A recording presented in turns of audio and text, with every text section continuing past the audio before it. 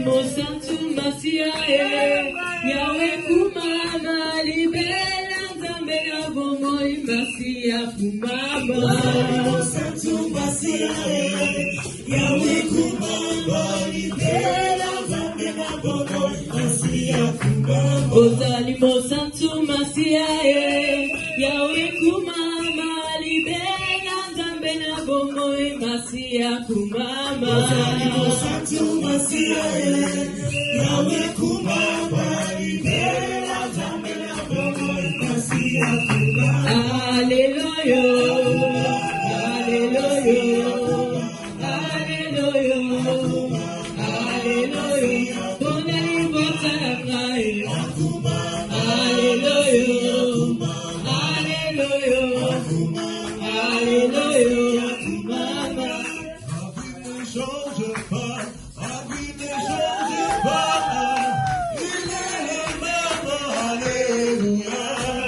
Rabbi ne change pas, Rabbi ne change pas, il est le même, alléluia.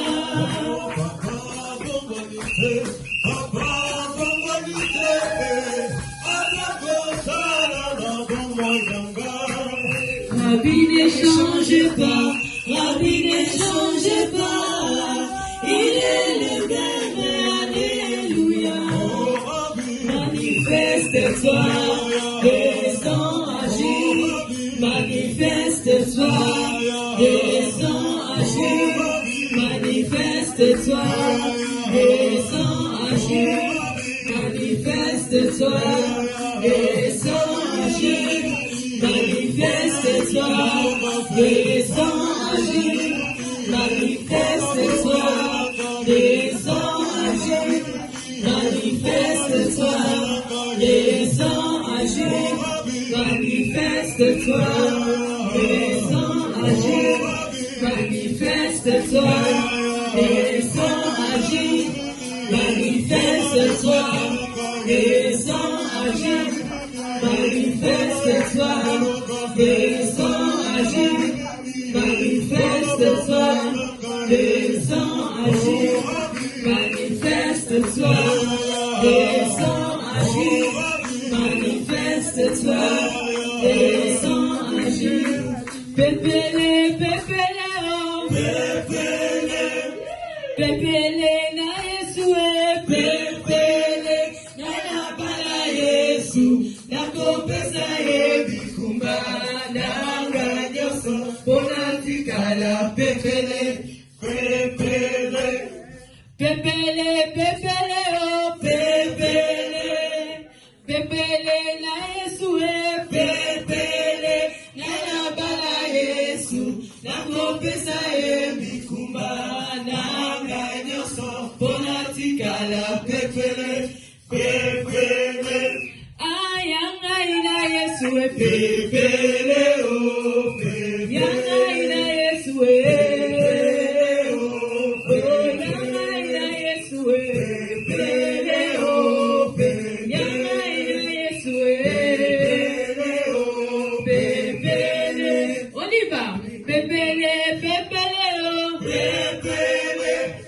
Pepele na Yesue, pepele na bala Yesu, na kopesa yebikumba, na ganyoso, bonatikala, pepele, pepele, pepele, pepele, oh, pepele, pepele na Yesue, pepele na bala Yesu, na kopesa yebikumba, bonatikala, pepele, pepele, ayanga ina Yesue, pepele, oh, yanga ina Yesue, pepele, oh, yanga ina Yesue, pepele, oh, yanga ina Yesue, oh, pepele. Aïe, na troisième maison, mais ça n'a pas. Mais avant Apangola les 12 fils naye, même na verset na chapitre 49, na Genèse bisika moté ya utotanga, na premier verset, abandi nanu koyebisa les 12 fils na ye. Makambo ekosalama na temps de la fin.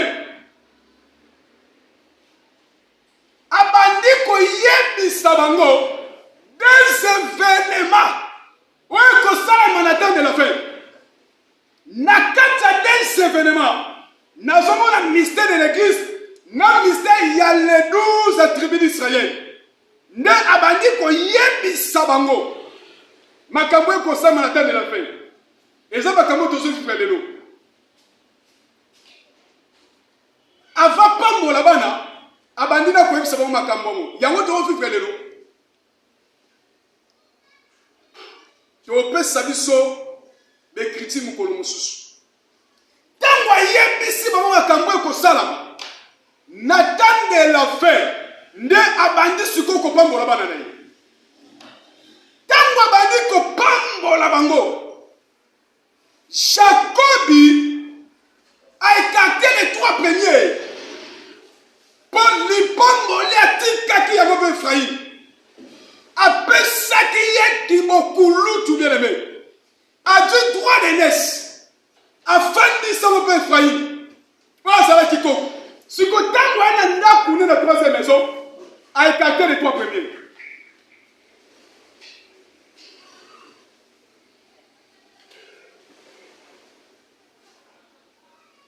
A quitté maison à Joseph, a yénanda pour aller pour bénir. Or, les 12 fils de Jacob, à chacun, abandaki qu'on représentait l'imier moko. Na 12 fils de Jacob, à chacun abandaki qu'on représentait l'imier moko. Bien aimé. Pour création, et ça basé na 12 heures alignés. Dieu a créé à partir de 12 heures de la lignée. Les bandes de 12 heures alignés, nous sommes créés. Alléluia. Amen. Création et ça basé na mystère à 12 heures alignés. Les bandes de 12 heures alignés, nous sommes créés. Il y a un moment avant Nzamba créé. A créé la lumière. Genèse 1-3. Alors que la lumière soit et la lumière fait. Les bandes, il y a 12 heures à lumière. Dieu n'a pas créé, bien aimé. Nzamba créé la 12 heures à lumière. Pour la Koloba, de 6 heures, c'est 18 heures. Et ça nous sert à lumière. Quand Dieu a créé l'homme, à côté de ça, quel est le mystère à nous sert à lumière? Car de 6 heures à 18 heures, et ça nous sert à lumière. Ça maintenant a créé Moutou. Oh, tu bénis la comme Adam. Zamba côté ça y est. Na mystère à 12 heures à lumière. My God. Zamba côté Adam na mystère à 12 heures à lumière. Pour tout est créé par la lumière.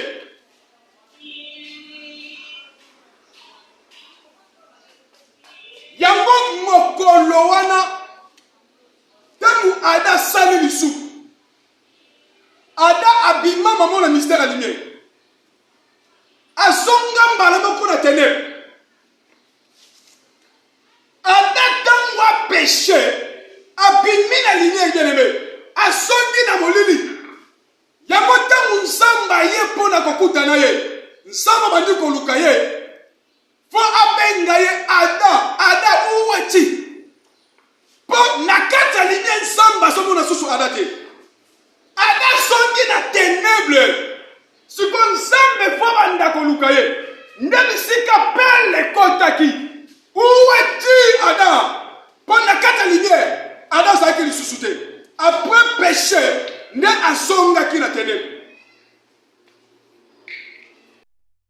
Ok. Wana tusilisi lipamboli ya deuxième maison na kati ya ndako ya Joseph nde sikoyo tolingi totalisa bénédiction ya troisième maison na kati ya ndako ya moko Jacob ya nde notre papa le pasteur Pierre asungi biso na lecture a dit Genèse 49 na chapitre na yango 1 tokokita tina 26 mais ya kosuka kati na 10 po tozwa mwa ide ya makambo tondolobe tutangi na lokota ya lingala na kombo na Yesu. Amen.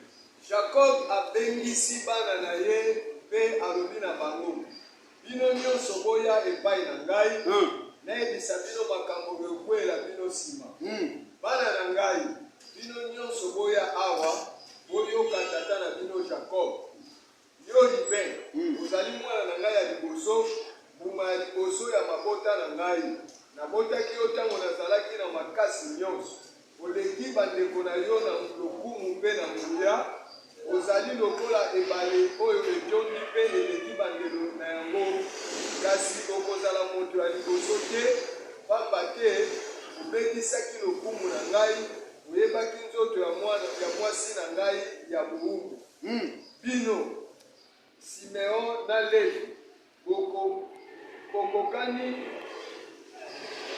boyokanaka mpona kosala kobulu kasi ngai naboyi kosangana na bino nasepeli ata moke te na makambo na bino pamba te bokomaki bato mpona kanda mpe bobebisaki bangombe ya mibali na uko bokozwa etumbu mpona mokanda na bino ya mabe pamba te boyokaka mawa te Nzambe asi akati e akopanza bana na bino na Israel akotika bango bafanda esika moko te yo Yuda bandeko na yo bakokumisa yo okolonga monguna na yo mpe bandeko na yo bakogumbama liboso na yo Yuda mwana na ngai ozali lokola ntambo oyo ezongaka kaka soki esi ebomi nyama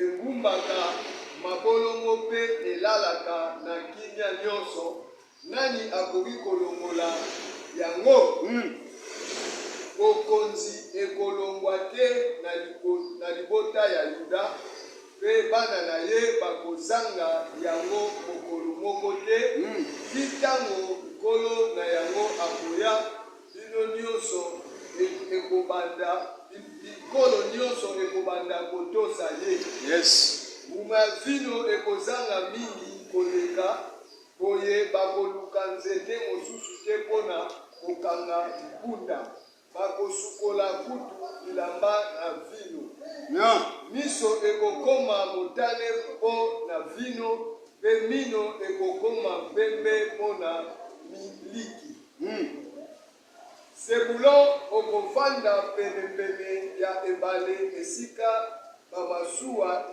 ekobanda kokangama mabele na yo ekozala monene ti na mboka Sidon. Liloba Nzambe. Amen. Ya. Bando bako continue tina 26 mais biso tosuka kaka na 10e verset. OK, Jacobi na kati ya ndako ya Joseph oyo eza deuxième maison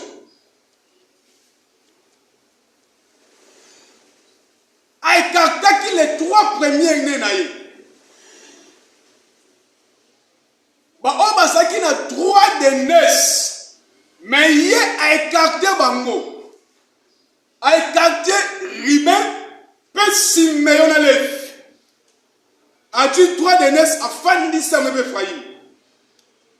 Oh, na bénédiction ya Ephraïm, ne azokota mystère de l'église.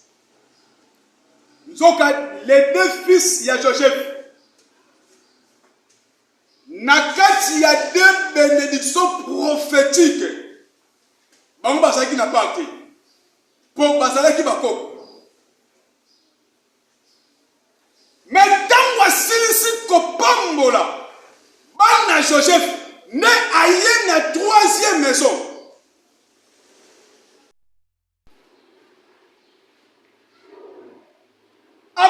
péché Adam.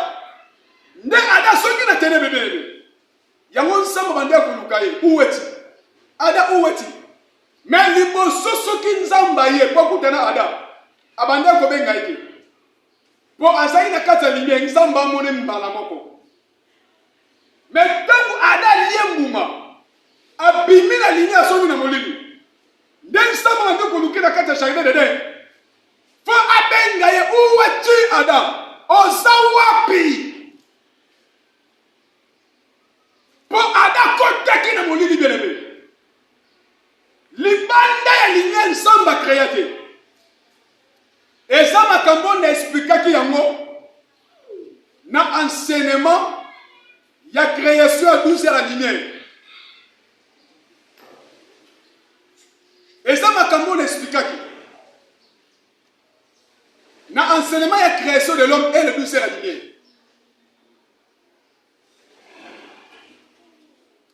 Pendant koloba le soleil opère dans les 12 heures de la lumière. Et la lune opère dans les 12 heures de ténèbres.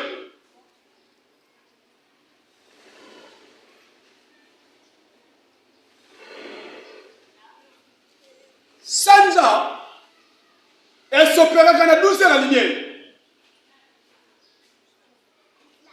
Mais la lune, elle s'opère dans 12 heures de ténèbres. Pendant qu'on a histoire ya soleil, et sont bandés dans 6 heures, et sont sous katina de soutien pour se coucher dans la langue des hommes. Sans de 6 heures, ce que dit, n'a dit soutien que kolala, c'est l'on n'est pas balobaka. Or, en réalité, le soleil ne se couche pas.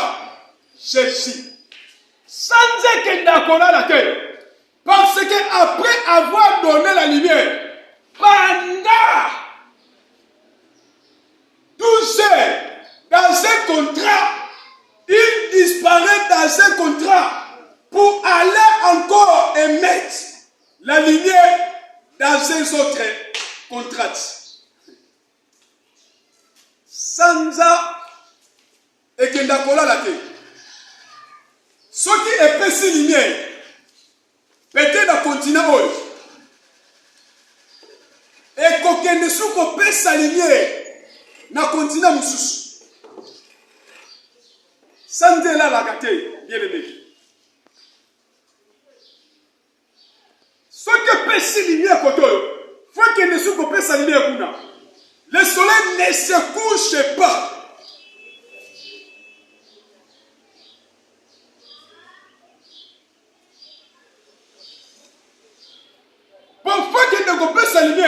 Na continent moussous.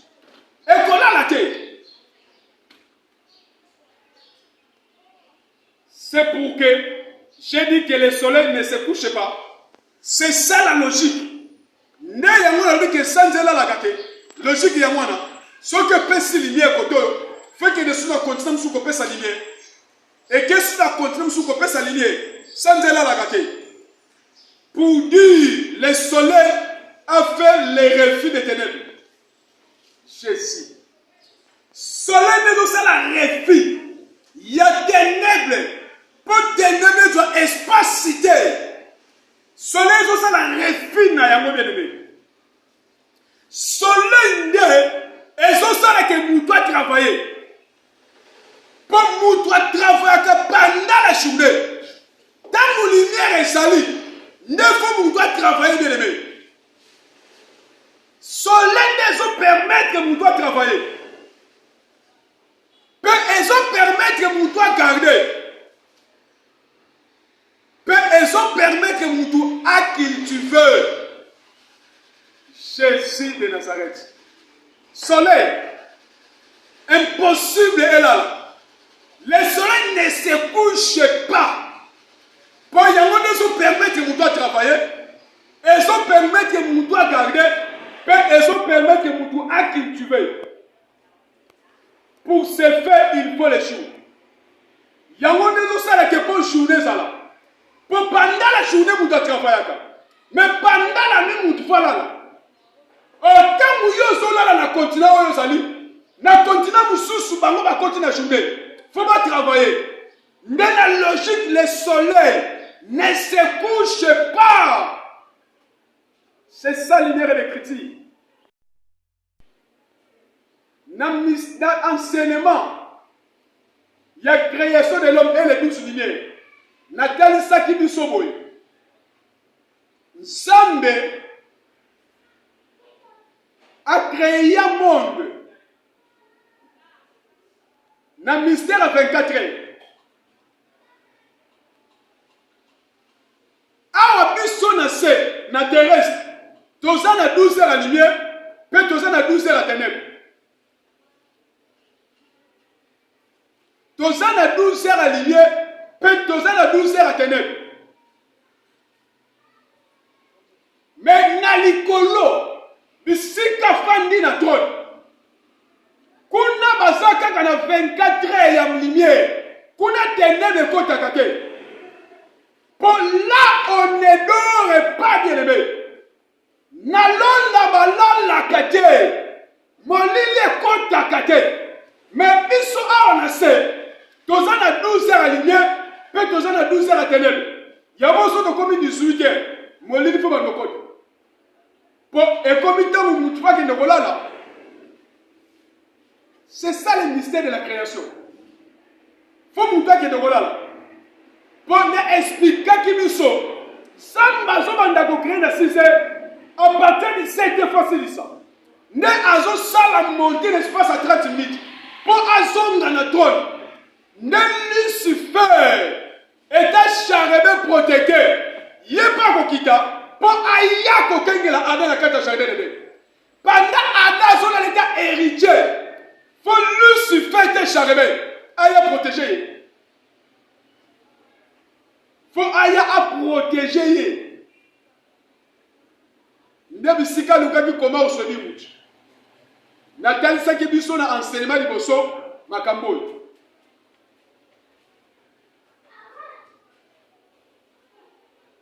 Il y a un monde impossible de soleil là.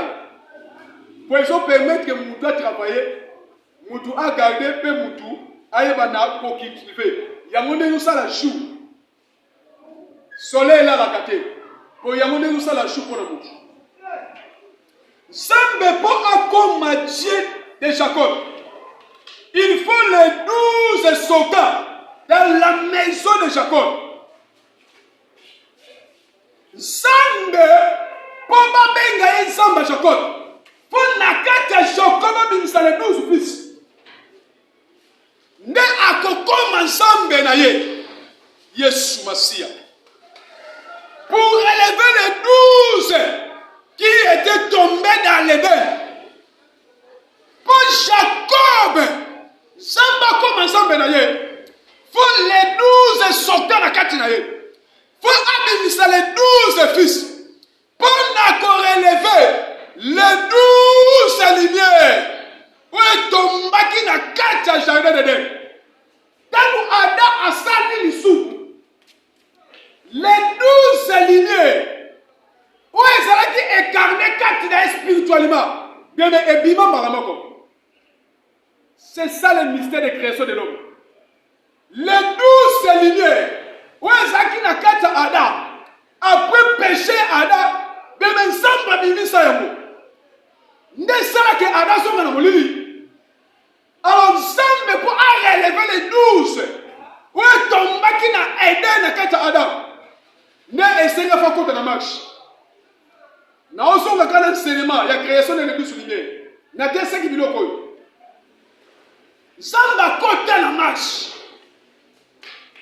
Ne bisika peli Abraham et kotaki. Samba bandi pour ça la marche na Abraham. Pour la ko relever les 12 lignées de l'aimer.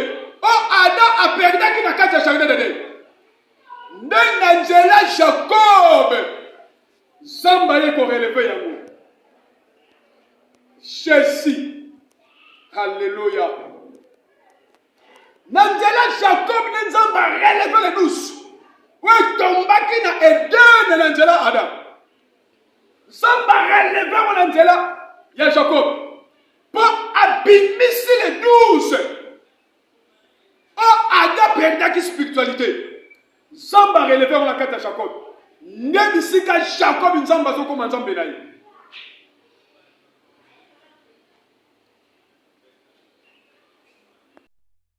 Mais Jacob est quelqu'un dans Mobisac. Mais Bango ne pas qui n'a trois wana. Toi les nes. Et ça les mêmes mystères. Na Ismaël. Devant Isaac. Pour Ismaël étant aîné et pas Abraham, fallait que tu sois les nes. Mais Nzambe est quelqu'un. Nzambe est quelqu'un Ismaël. À soit droit de nesté. Mouta bénéficié na yango. Et ça Isaac. Isaac il a droit de nes. Ismaël a son côté. Et ça fait les mêmes mystères. Même Esaou. Naïmoko Jacob. Esaou ne fallait avoir droit de nes. Mais même Esaou a perdu Yamou. Nzambe a écarté Esaou. Afin de ça, il peut pas droit de nes et pas Jacob. Afin de ça, et pas Jacob. A écarté Esaou. C'est ça le même mystère. Bango peut rater son droit de nes.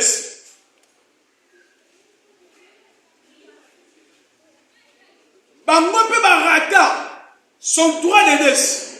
Ismaël a perdu Yango, Père Esaou a perdu Yango. Mais tu vas bénéficier Isaac dans Jacob. Bango ne va bénéficier Yango. C'est la même manière que Jacob a salaki. Na 12 fils de Naïe. Et ça le même mystère. Dans la même manière. Yango Jacob a salé la carte à Banadouche. La carte à 12 fils. A écarté les 3 premiers-nés. A tué 3 des nés afin de savoir la carte faillie. Voilà ça quoi. Mamanzambe. Et ça n'est pas sur la moitié de Bible ne faut pas se professer avec critique. Ne comprendre ne coller sur la critique. Il ne faut pas se professer avec critique. Ne comprendre ne coller sur la critique. Maman Nzambe ça ne va pas sur la mode. Faut Nzamba salongolo comprendre.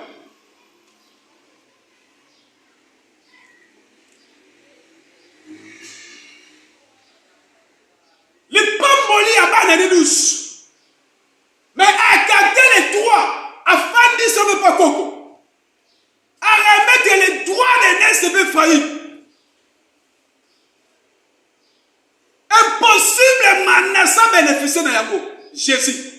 Mais afin de ne pas faillir, ça des fils à Jacob. N'a pas ce mystère de l'église. N'a qu'à te faillir.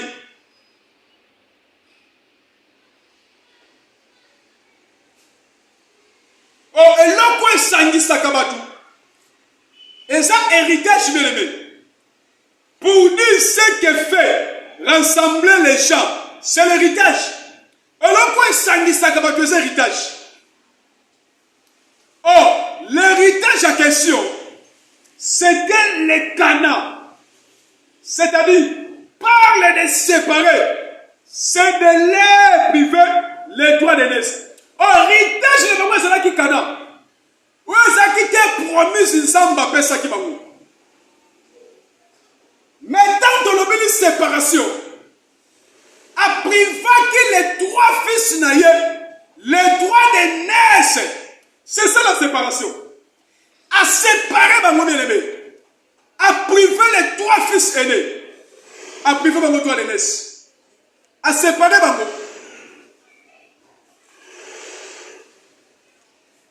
car Judas a conquis pour soi en côté. Parce que c'est le dernier.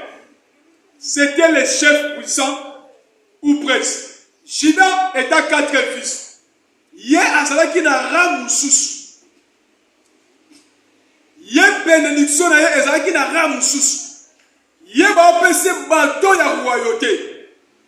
État prince, état chef. Yazaki na toi ko son côté. Pour yazaki na rabu susu. Natali saki biso boye. Quand vous Bible le ciel est au trône. Et mon trône, pardon. La terre est son marchepied. Zamba tambola kana mabelete. Mais quand vous Bible la terre est son marchepied. Et ça mouton zamba poni. Zamba osala ne marche. C'est ça la terre est au marchepied. Quand on appelle à toi de continuer à Genèse 12, Samba bando ça la marche là Abraham. C'est ça la terre est au marchepied.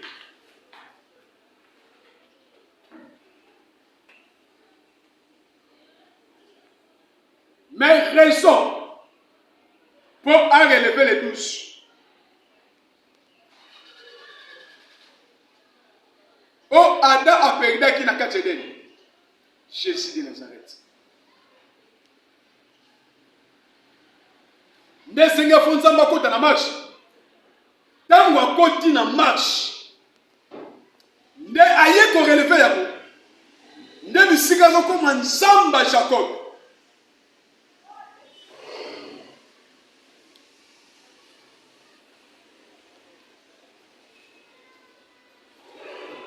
Jacob tango azo béni. Nanda kuna ye. Atikaki déjà droit de naissance à cause ya colère oyo azalaki nango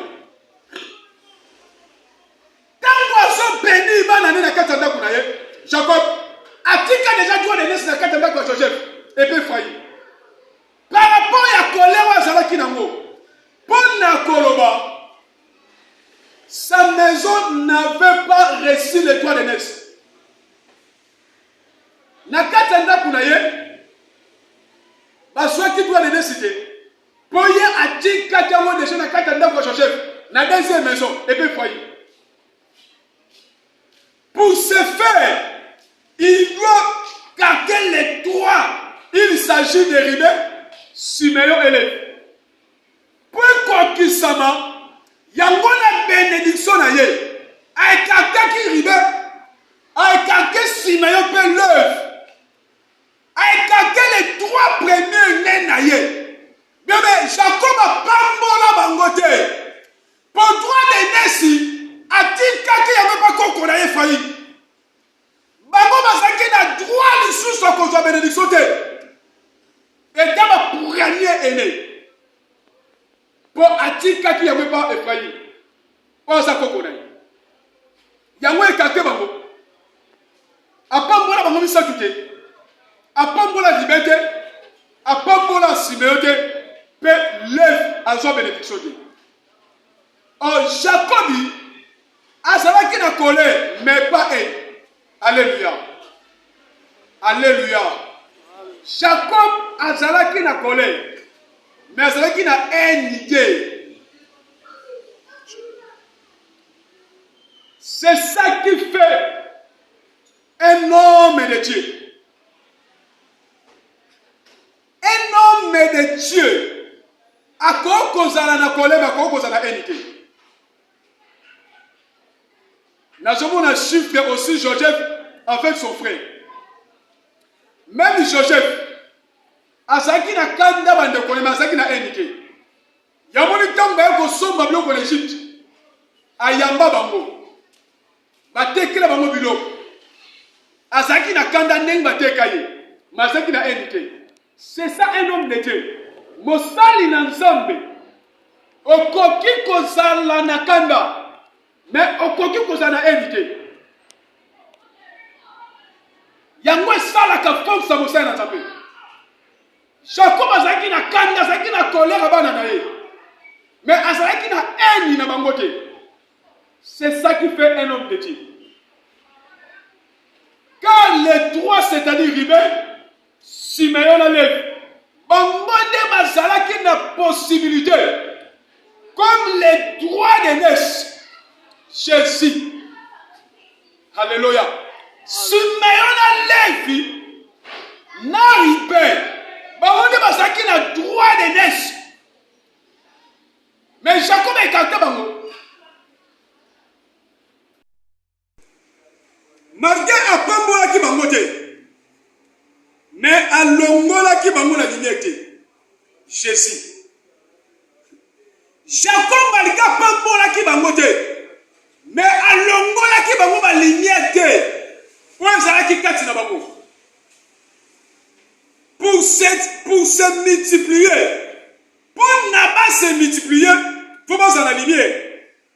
Malgré apambola ki bango te, mais alongola ki lignée que ezali kati na bango. Pour les autres ne faut pas se multiplier. Yangwa tikela ki bango lignée. C'est ça un homme de Dieu. Pour son cas qui na eni na bango, en. Alinga ko lokabo ba lignée pour esa soleil. Mais le cas qui na kanda, to collé. Atikela bango lignée pour pas se multiplier. Pour construire les tribus. Atikela bango lignée pour pas se multiplier. Pour construire les tribus. Pour pas taba tribu bien aimé. Yangwa longola bango lignée ke. Pour ce cas longola ki bango lignée. Alinga ki abo ma prospérité na bango. Impossible ribena Simeon. Balinga ki ba mota te pour construire les tribus. Yangwa mi Jacob a tikela bango lignée. Pour abo ma prospérité na bango te. Atikela bango lignée pour abo ma prospérité na bango te. Pour faut pas monter, faut pas se multiplier. Pour pas comment tribu. Pour sauter longola qui bango lignée. Alinga ka ma prospérité na bango ba monter soutien. C'est impossible de construire les 12 tribus d'Israël. Mais étant mon père, malgré colère, atikela bango lignée. Amen. Pour pas construire les 12. Pour sauter longola qui a bango prospérité. C'est ça un homme de Dieu. Amen. Mose Nansamba koki kozana kanda ma enité. Amen. Pour ce kozana haine, obomi prospérité. Amen. Obomi spiritualité. A cause se multiplier les sous-soutés. Acte Jacob a sala ki yangwana. Aboye kolonga mamba lignée. Pour aboma prospérité na bangote. Alléluia. Amen. Alléluia. Amen. Pour prospérité, ne ekosala ke babota. Amen. Yama tikela ke bomba lignée.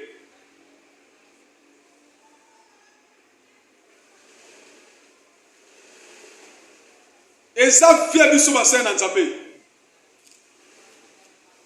Oko kozala na colère mais kozala na unité. Amen. Pour ce kozala haine, c'est-à-dire oko empêcher naissance il y a quelqu'un. Amen. Au moment prospecter dans le souté. Alors Jacob a fait tomber les doigts. Ça c'est la tête. Jésus. Amen. Jacob a fait tomber les doigts. Oh basala qui mit tout. À quoi c'est les doigts oh basala qui mit tout. Mais à pas molika qu'à les neuf. Yes.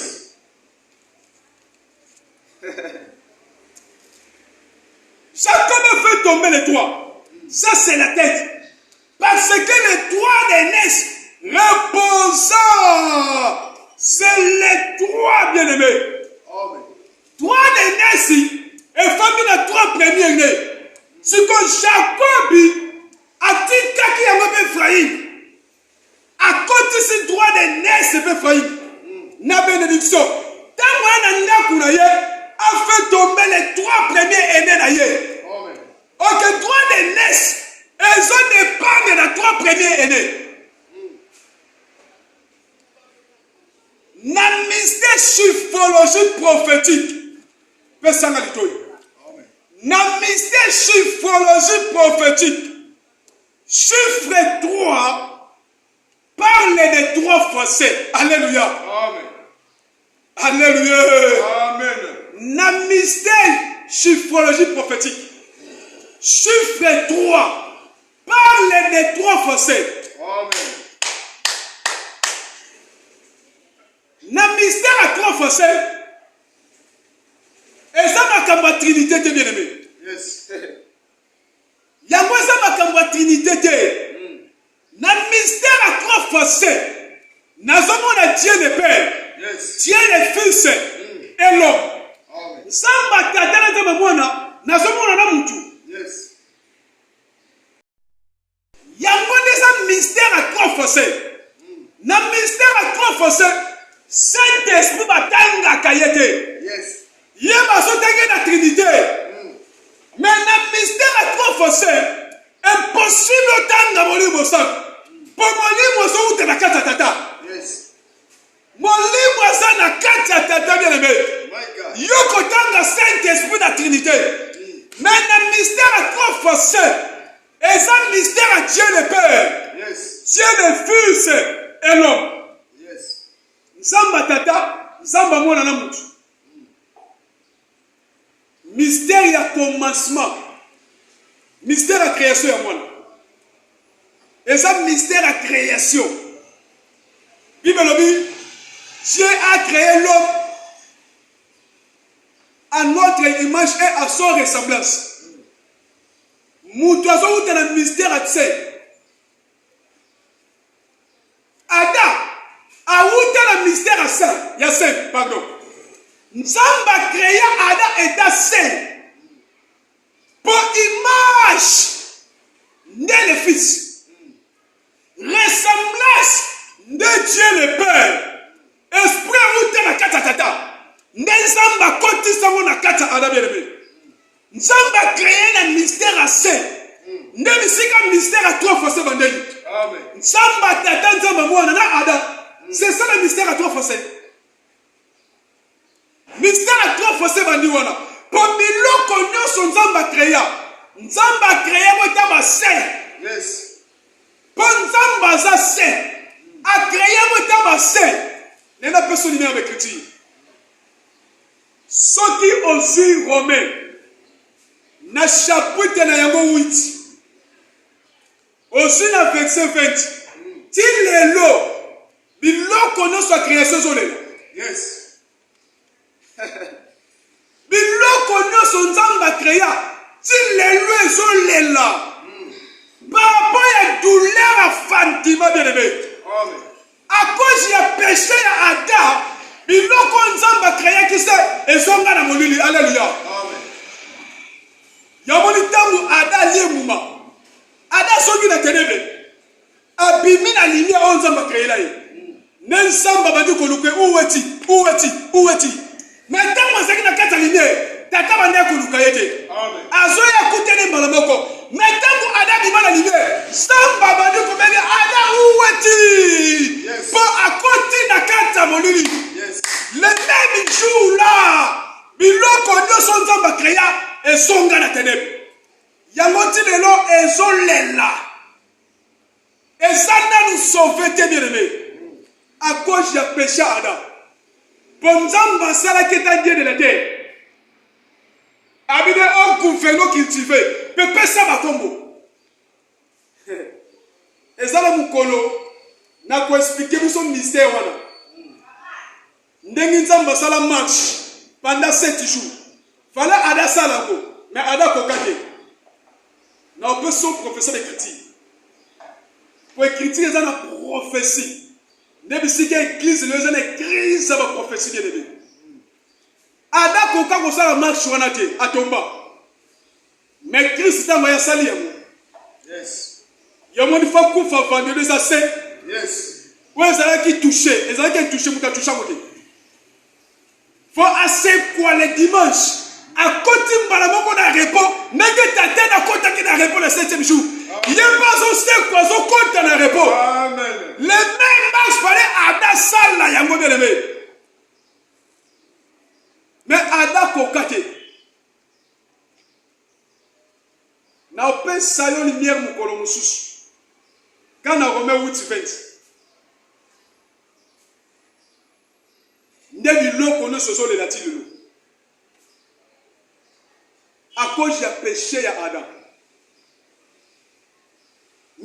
à trois fossés. Et bandit la Kateden. Tant nous sommes créés Adam et Tassé. Des mystères à trois fossés. Et ça, mystère à création, tout à commencement. Dieu le Père, le Fils et l'homme. Et ça, les mêmes mystères à Élie. Na Élisée et le manteau. Mystère à trois fossés. Alléluia. Mystère à trois fossés. Nazomona Élie. Nazomona Élisée. Nazomona na manteau. Nazomona les 3 ans des disciples. Oh, bah ça la marche na Jésus. C'est ça le mystère à trois fossés. On est la chiffrologie prophétique. Yes. Mystère à trois fossés, mon ami.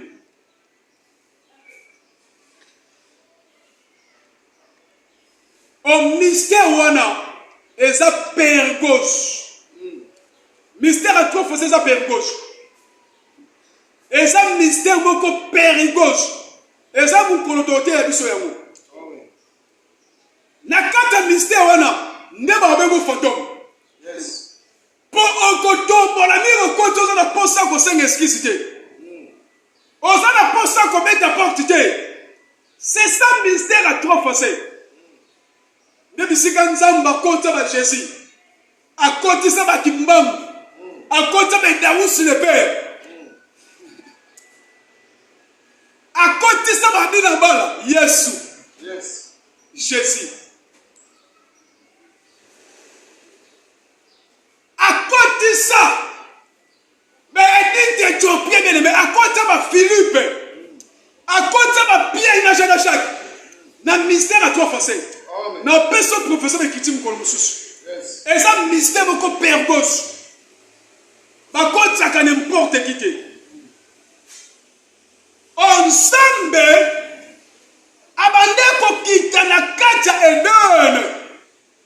Pona ko kuta na Adam. Par rapport à quoi, bien-aimé? Pour la solution. Je descends par rapport à mystère Oyo à Salela qui Adam. Pas pour l'adoration. Ça me sont commandés au Tikaton. À ceux qui étaient dans le jardin de Dieu. Pour Aya à côté de la Adam. Mais ça pour l'adoration. Mais par rapport à mystère Oyo à Salela Adam. Pour Adam ou na mabeleke. Mabele sa formule ensemble utilisée dans la création Adam. Mais na kata Adam, ne doit quoi il s'abisso. Tous hommes na image fait ressemblance. Zambe mo na kata Adam. Na opé salo professeur d'écriture. Adam ou tu na mabele sa pi au boutanya tate. A outina mystère, il y a les 4 êtres vivants. Yes. Jésus. Yes. A outina mystère, les 4 êtres vivants. Il y a un moment de la qualité wana. Sambazo kita. Pour aya akuta la daye. Ce n'est pas pour l'adoration. Ada atikala ko adorer Nsambete. Adoration ça ko yemba te nebo kele bengisi bo yemba oh Yesu azali awa Yesu ndeko na bolimo poko bona mutabando lela yo kasazo lela pour l'adoration non ce n'est pas ça l'adoration. Jésus azolo bana Jean 4:23 l'heure est là déjà venu où les vrais adorateurs adorons le Père et en esprit. Adoration ça ko yemba te. Mais ça parole sont dans la katina yo. Mais pour la trône à tata. C'est ça l'adoration. Et ça que sont pour yembi ndazo adorer ça mais non. Ce n'est pas ça l'adoration bien aimé. Adati kana ko adorer ça mais ati kana ko se prosterner te liboso nzambe. Mais nzamba so uta likolo. Aso kitatina sena Eden. Pour aya kukutana ada. Par rapport à qualité au salaire ada. Amen. Adoration te mute kitsa nzambe. Mais qualité mystère. On nzamba sala ada yamando kitsa. Amen. Et ça vous connaissez aussi l'adoration. Yes Texte on dit que bayembi bakoyembele na molimo non. Les frères adorent le Père. Habitez comme un chant qui adore le Père. Non. Adoration, ça m'a moyen bâti. Il faut faire attention, bien aimé. Même si quelqu'un s'est un problème, il est là. L'adoration, ce n'est pas ça, les chants. Mais c'est la parole, bien aimé. C'est ça l'adoration. Adoration, ça pour les anges. Bangonde bazadi na adorer Nzambe. Et ça pour na yote. Alléluia.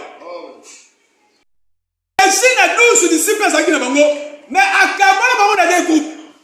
Groupe à 3 na groupe à 9. Na groupe à 3. Il y a un groupe, il y a mystère à 3 forcés. Na somo na Pierre, na Jean, na Jacques. C'est ça groupe à 3 notamment na bango. Na groupe à 9, nombre ba Matthieu, ba Judas, ba Thomas, ba Barthélemy, ba on a groupe à 9. Ok, groupe à 9 est d'accord. Et ça groupe à onction. Ce qu'on suit 1 Corinthiens 12. Donc on a les 9 dons de l'esprit. Professeur d'écriture Yangwana. Groupe à 9, ils ont la onction. Ils ont la nzoto. Yamoni Jacob. L'on a dit qu'il doit les laisser. Et puis Ephraïm. Tant moyen n'andakoulaye. A fait tomber les 3 premiers aînés. À quoi sur Ribena Simeon le 9? A pamboli les 9. Autant qu'ils ont pamboli les 9.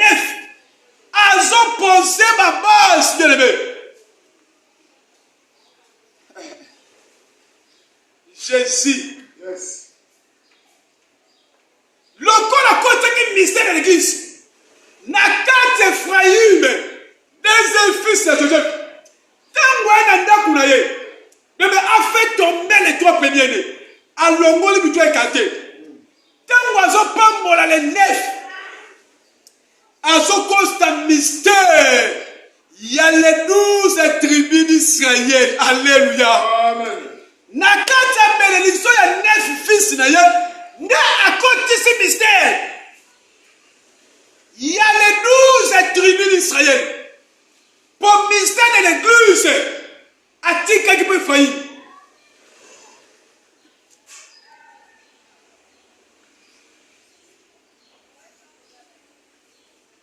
Yamoni Christ est atteint de l'église. Yamoni Jésus est atteint de l'église. Il y a ça pour tout. Le cola à côté du mystère. Il y a église. Et puis Ephraïm. Après ces 3 de naissance. Mais Israël a perdu Yamo. Yamo Israël. Le corps a yamba qui molu au centre. Pour pas perdre qui 3 de naissance. Les hommes qui ont été à Bissou Makambo. Nous connaissons les alliés. Nous pensons une lumière de l'écriture Makambo. Oyo Kapo Sanamou. Israël. Faut rejeter pour yamba Jésus. Pour yamba mon lume mon sang tout est bien aimé. Mais cette église, ce qui te yamba à travers l'esprit de Dieu. Peut-être sur la terre, lui le sauveur. Yenda sa kolon abiso. À travers mon livre mon sang. Mais Israël, le corps a perdu qui doit de naître.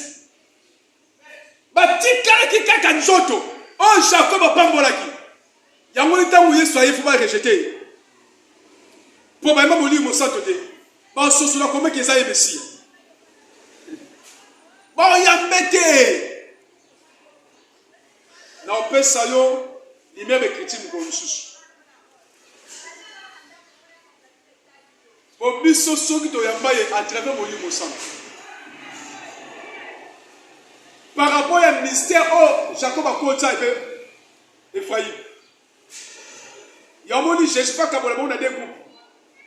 Groupe à 9, un groupe à 3. Groupe à 3, il y a un groupe à 3 passés. Groupe à 5. Groupe à 9, il y a un groupe à corps. Groupe à option. Nous avons besoin de prophétie, mon commissus. Quand on parle de l'onction, Nous sommes dans 1 Corinthiens 12:8. Ici, les 9 dons de l'onction. Les 9 dons spirituels. Moi, je viens de chrétien. Alors, les mêmes mystères de Jésus, il y a pas ça là.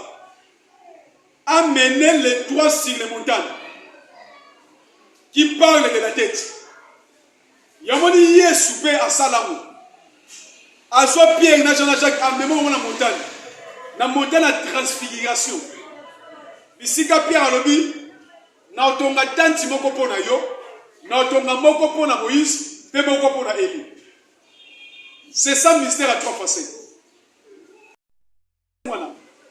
Jésus a su le toit amener les toits sur les montagnes qui parlent de la tête. A su le toit, où est un mystère à tout, il y a tout. Où est un mystère à tête, en même la montagne de transfiguration. A su les 9, où est un mystère encore. Mystère à onction, à Tika Mamonasé.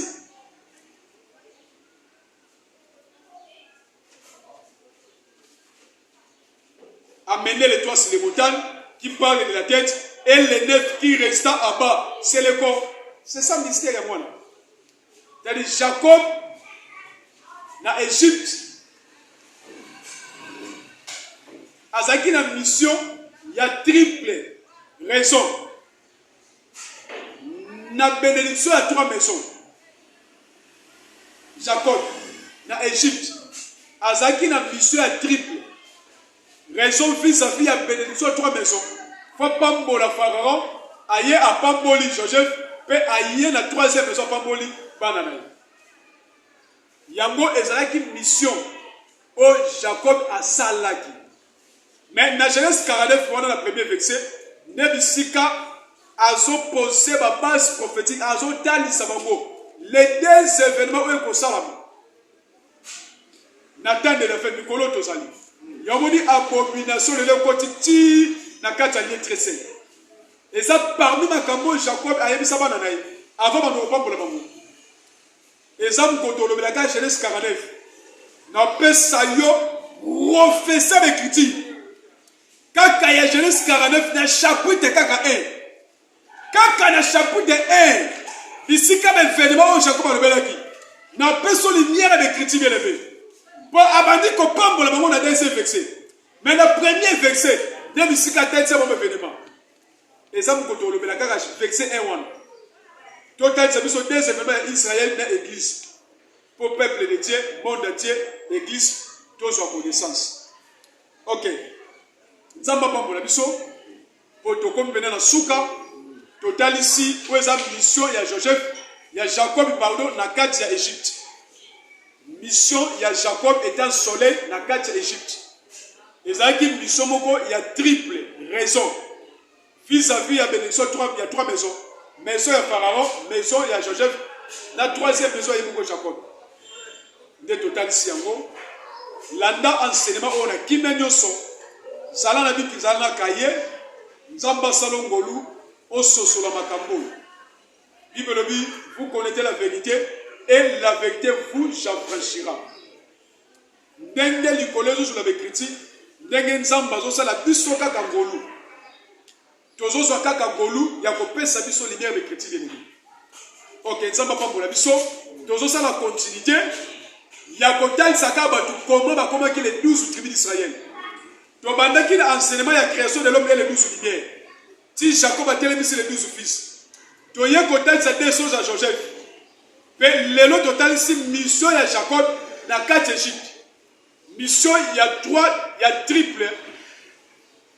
Puis vis-à-vis il y a 3 bénédictions. Il y a 3 maisons. Alors, les amis de total ici mais ça la continuité. Il y a côté ça va te comment les 12 tribus d'Israël. Nzamba pambola biso. Na muto pe okopesa ki biso temps. Il y a kolanda biso na enseignement oyo. Si ko na télévision na bio na mboko zali na continue zali na ville oza nzamba lola. Apa mbolope ambema na grandeur. Na Congo na Yesu Masia. Kolo tokonde. Dieu grâce. Opesa ki biso moment moko favorable. Les qui n'a pas expliqué où est sali lumière de critique na yo pour tozo yeba solo na yo pe tozobika kaka na nzela maloba no Kristo Yesu. Merci na temps convenable oyo pesaki biso. Kolotika enseignement oyo mutu nyonso akodispose tampo na kolanda mo. Afin pas na bénédiction enseignement oyo dans le nom puissant de Christ Yesu.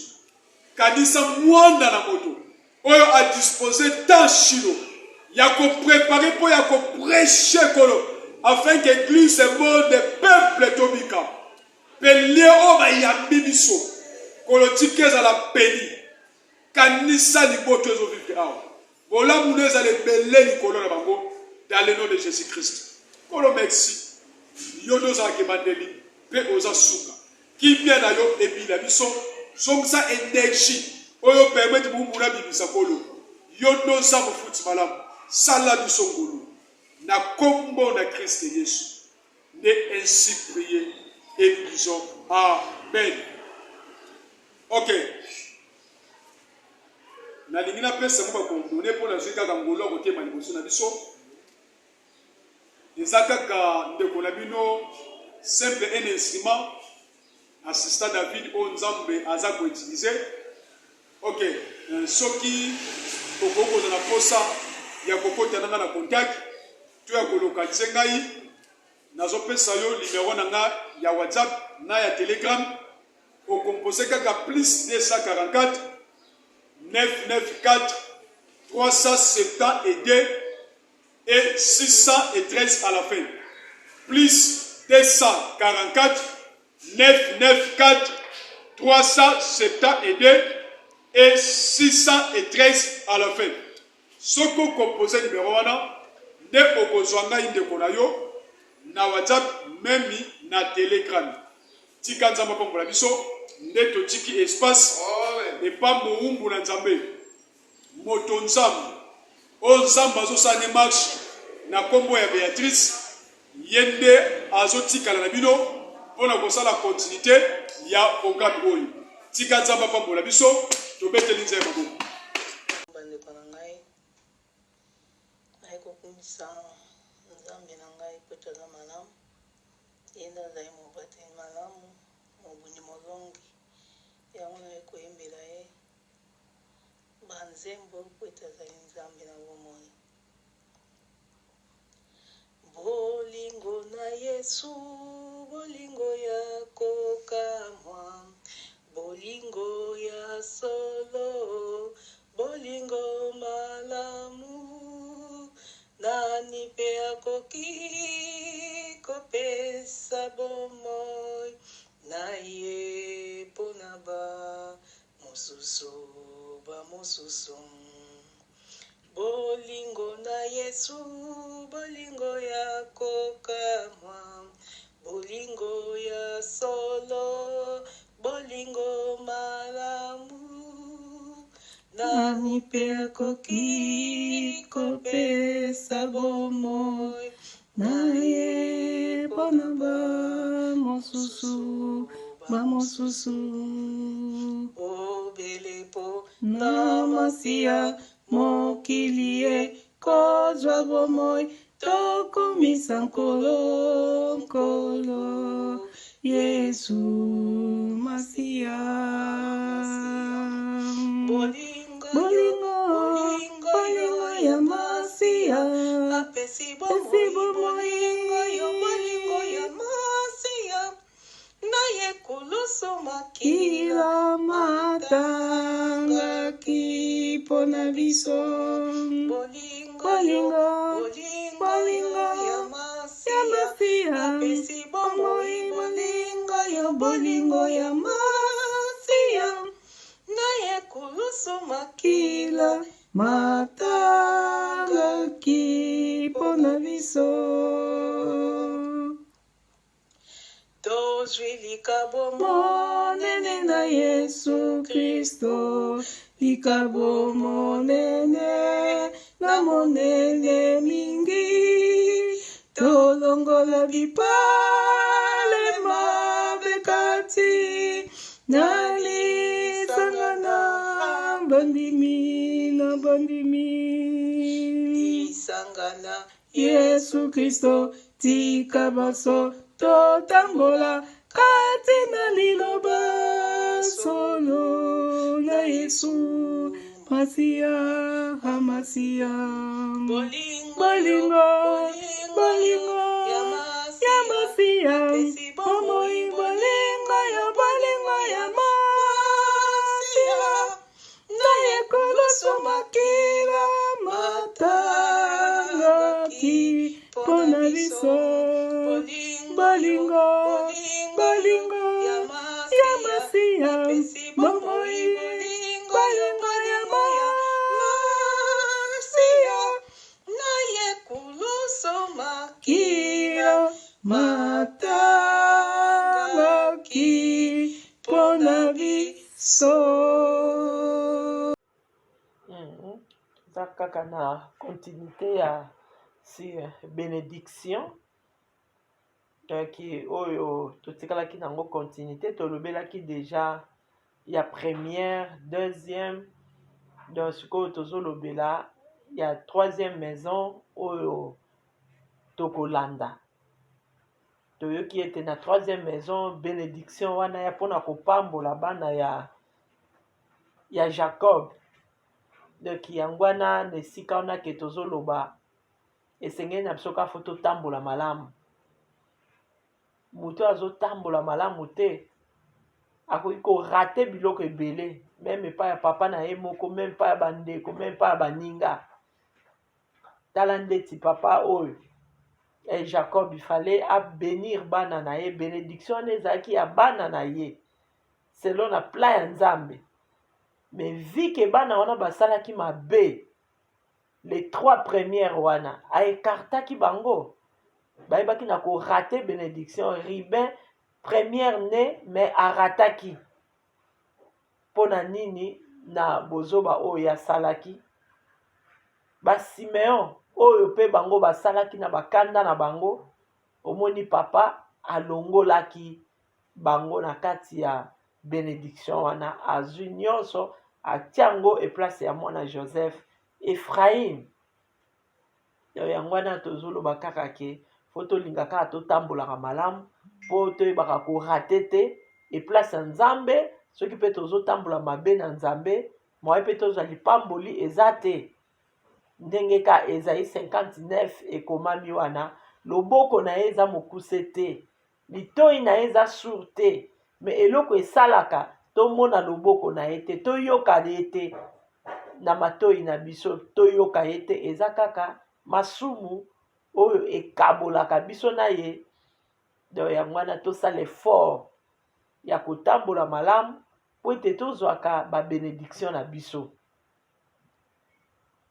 Assistant David alobeli biso lisusu ke oui malgré aboyaki kobénir bango mais alongolaki bango te oyo ezalaki lumière oyo ezalaki kati na bango alongolaki bango yango te afin ke equadre yango wana alobi ke oui baumbwa Nzambe esengeli tozala bato oyo tokozalaka na haine te pourtant soki tozotia haine nde tozokanga lisusu oyo eza bana Nzambe production avancement ya bomoi na bango.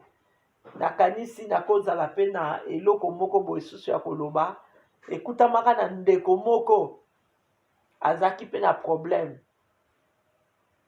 atikaki epai oyo abandaki kosambela bongo akutamaki na problème akendeki na église moko boye kuna sikoyo bazoprie aleki mpe liboso mpo babondela na ntina na ye bongo paster wana abengaki ye basololaki après abi problème na yo eza nango teke musika donc fo olinga ozonga epai ya mowumbu kuna place yo ozalaki osola na ye malamu okomona kaka makambo na yo ekoyeba komarche bien. Donc asalaki yango mpe abi yo fo sala tout mpo oganye kaka sala tout mpenza donc abimisa liloba ka ya bénédiction kati na monoko na ye na ntina na yo donc soki alobi kaka ke pambwama ezala béni esili donc lilobaka ya bénédiction elobama bongo asalaki tout vraiment ke esalamela bongo oyo nyonso mpe bande kotungisa ye esilaki donc yango wana mpe peuple de Dieu biso mpe tozalaka malamu afin ke tokutamaka mpe na mabe te tokutamaka te mpe na bahene to bakangelaka biso bakanda vraiment ekozala malamu te bana na nzambe tosungana basali ya nzambe tosungana vraiment ekozala malamu po après ça biso nyonso jugement ekozela biso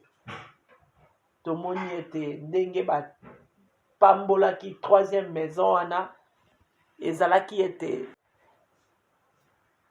donc barataki oyo ezalaki lipamboli na bango baekartaki bango yango wana totambola na crainte de l'éternel soki tolobi tolandi kaka na tous les trois wana tokotalaka ya première eloko ya motuya mpenza oyo ezalaki wana mingi balobi ke Jacob abenisaki oyo ezalaki Pharaon pourquoi apambolaki ye Pharaon mpe apambolaka bango apesaka bango Gozen yango mpe Jacob mpe ye mpe apambolaki esengeli na biso tozalaka reconnaissante ekozala malamu ye bapambolaki ye mpe apamboli donc ntango mpe oza nango soki oza nango eza malamu opambola mpe ekozala bien soki eza nango te eza mpe problème te mais ntango bapambolaki yo ntango okutami nango mpe zala reconnaissante ya kopambola mpe nzambe akosepela ekozala mpe malamu meme ata moto wana aza na ye lisusu na bomoi te mais aza quand même na famille okoki mpe kopambola soki tokoti na histoire ya David asalaki alliance na oyo ezalaki Jonathan tomoni ete malgré Jonathan Saoul bakufaki mais ayebaki kopense alukaki kaka kefa pambola mpe moko ya kati ya libota wana akutamaki na Mephibosheth ye wana mpe azwaki oyo ezalaki lipamboli wana na nzela mpe kaka ya lipamboli yo pamboli ubie ye kuna pamboli okekutama mpe lisusu na lipamboli lisusu tomoni ete Abigail akendaka mpe mpo apambola David mobali naboyaki azalaki na mobali oyo azalaki méchant mais mwasi azalaki mwasi malamu oyo ayebaki kocouvrir ye abongisaki mpe biloko mpo akende kopambola esepelisaki mpe na acte wana esepelisaki mpe David donc mwasi malamu femme sage suka na ye ezalaki nini Abigail ayebaki su na kopambwama mpe na libala na epai na David yango wana ntango moninga to ndeko asali yo bolamu tozalaka reconnaissante ntango mpe biso tokutami nango topambola lisusu ekozala malamu na deuxième maison oyo ndenge bapambolaki Ephraim vraiment kuna mingi eza lumière ya bécriture esengelaki kaka esalamela bongo ndenge nalobaki la fois passée que Joseph abande koreprésente Jésus ndenge Joseph abande koreprésente Jésus esengelaki kaka église ekota kaka na kati ya ndako wana pamba te Yesu ye nde azali mobali ya libala yango wana esengelaki ekende okota kaka église na ndako ya Joseph donc ezalaki kaka babase oyo Jacob abandaki kofonde donc na deuxième maison eza mingi babase oyo ke lumière ya d'écriture ndenge elekelaki d'autre part tokoloba ete surprise donc nzambe na biso azalaka na basurprise agréable mpo na biso abongiselaka biso mpenza odela kutu ya biso moko tokanisaka po Jacob kokende kuna ayebaki teke akokuta bana kuna toloba ke bakoko mais ayebaki kaka komona mwana na ye Joseph, mais akomi kuna amonaki mpe na bakoko esaki mpenza bien mpe ebongo bakoko wana mpe bazwaki lipamboli na bango. Soki tolobi tokoti nango su musika na kati ya barevelation, donc esengela ye kaka ezalela kaka bongo kotala ye moko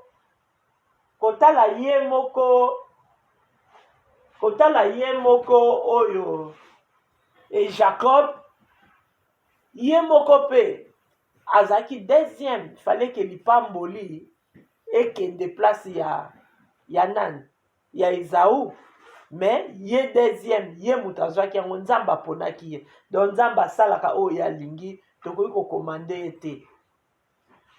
Kolongwa na lisusu kotala lisusu nani Abraham ye moko il fallait que apambola oyo ezalaki Isaac, pamba te Isaac nde mutu yango wana ezalaki première génération na ye, tokoloba to Ismaël bolokola ye azalaki mwana promesse te toyeka na Isaac, il fallait que abanda na Isaac, mais atikaki Isaac ekende kokita na Jacob.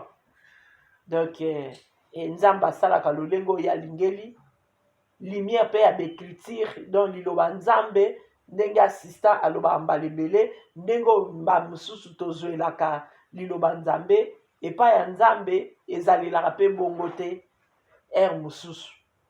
Donc esengelaki kaka ke ndenge wana makambo wana eleka na deuxième maison, Jacob ke apambola Ephraim atika nyonso e place Ephraim, et puis nzambe ayebaki mpe na kokorde yango.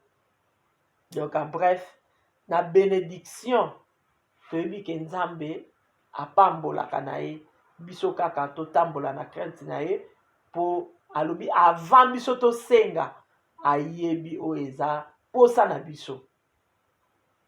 Yango wana toza mpenza na mingi ya koloba te, wana ezalaki kaka ke tia kaka continuité ya oyo assistant ayeba auti na kolobela biso na ntina na 3 maisons. Vraiment lipamboli eza ya biso, donc nzambe atikaka baoyo aye te oyo nyonso biso tozoluka ndenge ye moko alobi senga okozwa luka okomona oyo abetaka mpe bafungolelaka ye. Kaka biso tozala nde malamu afin ke nzambe wana asepelisa biso selon sa volonté. Soki ekutami nango mpe koma lokola pauvre Lazare.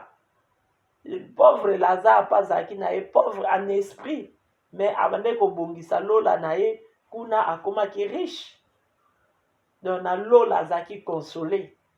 Soki epesameli yo mpe awa na se awa te likambo te, me yo prépare ka lola na yo afin ke kuna ekopesamela yo. Vraiment nzambe aza malamu. Soki tokomi wana tosukisi na biso mpenza na kombo na Yesu, toza béni na baprophétie ya bécriture na bamystère oyo assistant ayebi na kobimisa. Vraiment assistant nzambe apambola yo azongisa lisusu ya ebele mpe balandi nyonso. Vraiment nzambe apambola biso banso na kombo na Yesu, amen. Couleur pembe, sainteté bana corps du Christ totambola na sainteté ndenge mpe tozotondisama na molimo mosantu lelo dimanche oyo ndenge tozotondisama na plénitude ya saint esprit. Tala ndenge ezomouve o naturete ya biso. Vraiment ndenge kaka tozwi plénitude wana totambola na crainte na ye, totambola na sainteté, bilamba na biso etache te ezala toujours pembe. O saint esprit sunga biso totambola na sainteté na kombo na Yesu.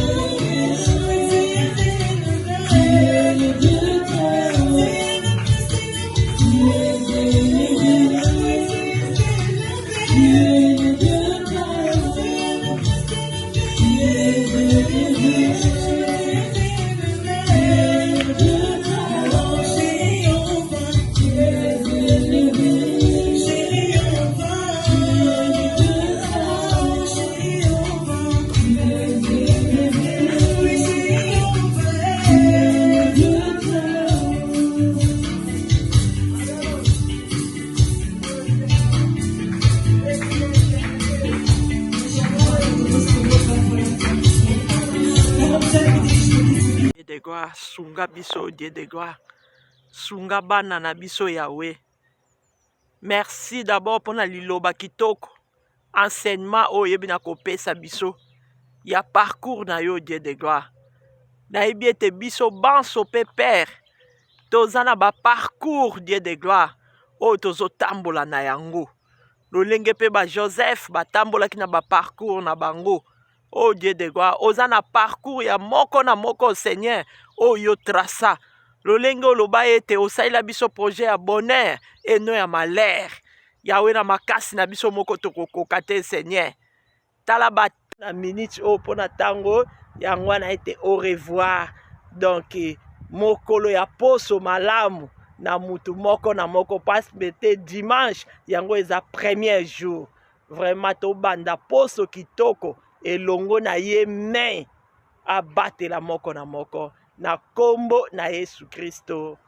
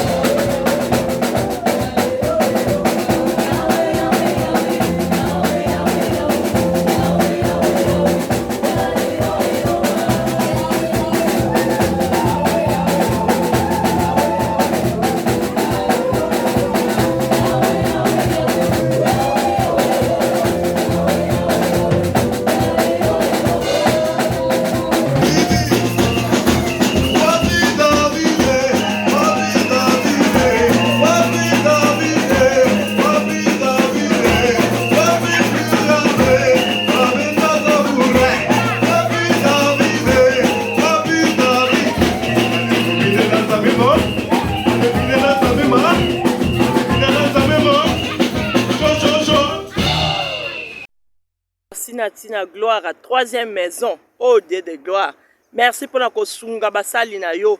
Ete tozalaka na ente. Kasi tozalaka ba oyo. Tokeba ko limbisa naka. E kozala malamu. Afin que peuple de Dieu. Baeba na kozwa o eza ba punition wana te. Oh peuple de Dieu, pe Dieu de gloire. Sunga bango batambola na crainte na yo. Baeba kana ko banga pe o ezali bakambi. Yawe tokozanga te kokumisa kombo na yo. Sala biso bansongolu Dieu de gloire. Okumba mayo sanjolama. O nyosa zo telemela ba bénédiction na biso. Ko banda na première maison ti na troisième maison. Nyoso bazo telemela biso bazala ya famille, ya quartier, entourage. Dieu de gloire confondre bango na kombo na Yesu Kristo. Merci tozane lika na kondima eto saili biso bikamwa. Kombo no ekumbama esanjolama oza malamu na kombo kitoko ya Yesu Masia. Amen. Eye na kati ya matonge maison de passage na biso Maison de passage na biso ya ngoyo, maison de passage na biso ezana ba climatiseur, ezali climatisé. Maison de passage na biso ezana matonge na Irebu A37. Maison de passage na biso tozana ba appartement où ezali ya 2 chambres, salon, cuisine. Tous les 2 chambres on ezana ba toilette na kati. Maison de passage na biso tozali na appartement où ezali kaka salon, salle de bain, chambre na cuisine. Tozali lisusu na appartement na biso où ezali appartement ya pamba lokola chambre na toilette. Toilette na odo salle de bain na ona kati. Chambre oyo ezali ya pamba oyo ezaka na salle de bain okoyamba bapaya na yo na kati. Chambre oyo ezali chambre salon cuisine, salon ezali ya munene comme okoyamba bapaya na yo na kati, comme okoki koyamba bapaya na yo libanda. Mai na biso ebimaka kitoko. Courant na biso toza na balune ebele. Toza na groupe na biso soki courant ekei totie essence na kati ya groupe. Ndako na biso ezali sécurité, ezala sécurité ya makasi. Maison de passage na biso na matonge toza kobengisa bino. Mwana nyonso tu ya poto. Benga numéro oyo ozomona, réserver place na yo pona ozwa place na yo ya kolala. Na kati ya maison de passage na biso tozali na boutique. Boutique oyo bazoteka ba du verre, bazoteka nyonso tu na kati ya boutique wana. Tozali lisusu na nini voiture autotie na disposition na bino batu bozoya na kati ya maison de passage na biso auto bengi yango Bidor. Contactez Bijou d'Or TV. Contactez numéro oyo moni, réservez place na yo. Ozwa place na yo avant parce que ba place na biso mingi eza kozala toujours occupé. Benga avant zwa place na yo okozala jamais déçu. Merci.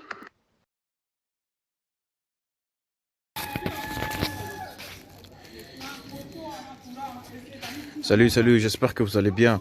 En fait, c'est plus pour les diasporas. C'est donc qui veulent passer leur séjour ici à Kinshasa. Alors pour tous vos déplacements, il y a une voiture à louer qui est là, marque Hyundai. La voiture elle est confortable, donc climatisée et tout. Donc la voiture répond vraiment aux normes. Alors pour tout contact, veuillez contacter Bidor TV au numéro qui suit, plus 49 17 85 52 23 11. Donc je réponds pour une meilleure compréhension. Plus 49 17 85 52 23 11. Donc la voiture elle est là, marque Hyundai. Donc voilà. Donc ici nous sommes à Kinshasa. Donc pour tous les diasporas, pendant tous vos séjours à Kinshasa, voilà la voiture elle est là pour vos déplacements et tout. Donc partout où vous voulez y aller, la voiture elle est là. Donc vraiment, veuillez contacter Bidor TV et vous ne serez pas déçus. Merci et bye.